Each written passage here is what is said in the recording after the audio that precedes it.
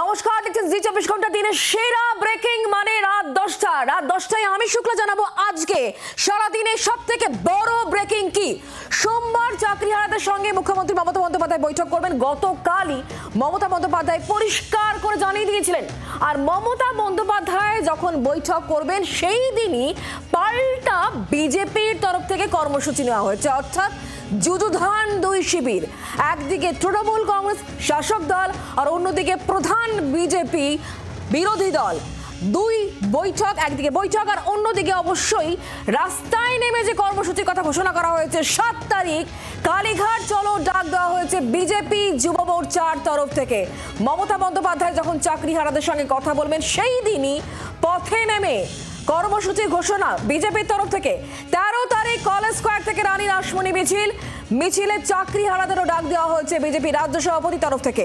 টাকা চাইতে কালীঘাট যান, এমনই হুঁশিয়ারি বিজেপি রাজ্য সভাপতি সুকান্ত মজুমদারের। আগামী 13 তারিখ আমরা কলেজ স্কোয়ার থেকে রানী রাসমণি পর্যন্ত বিশাল আমরা প্রতিবাদ মিছিলের ডাক দিয়েছি এবং সেই বিরাট প্রতিবাদ মিছিল হবে। সেই বিরাট প্রতিবাদ মিছিলে কয়েক হাজার মানুষ তারা কলকাতার অংশগ্রহণ করবে এবং আমরা যারা যোগ্য এবং বঞ্চিত হয়েছে তাদেরকেও আহ্বান জানাবো এই মিছিলে অংশগ্রহণ করার জন্য।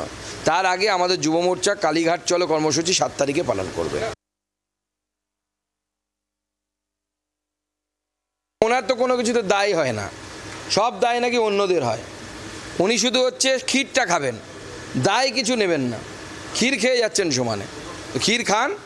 অনেক ক্ষীর খাওয়া হয়ে গেছে, বাংলার জনগণ এবার রেডি হয়ে গেছে। বিশেষ করে যারা চাকরি হারিয়েছেন, যারা তৃণমূল কংগ্রেসকে টাকা দিয়ে চাকরি পেয়েছিলেন, তাদেরকে অনুরোধ করব কালীঘাট যান, মমতা বন্দ্যোপাধ্যায়ের কাছ থেকে টাকা চান।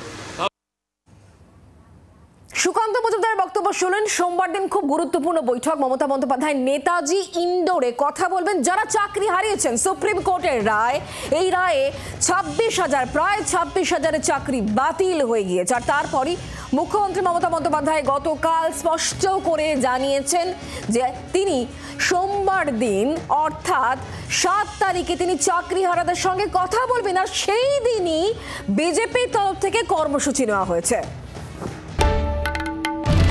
বাংলার আওয়াজ, বাঙালির আবেগ, জি 24 ঘন্টা।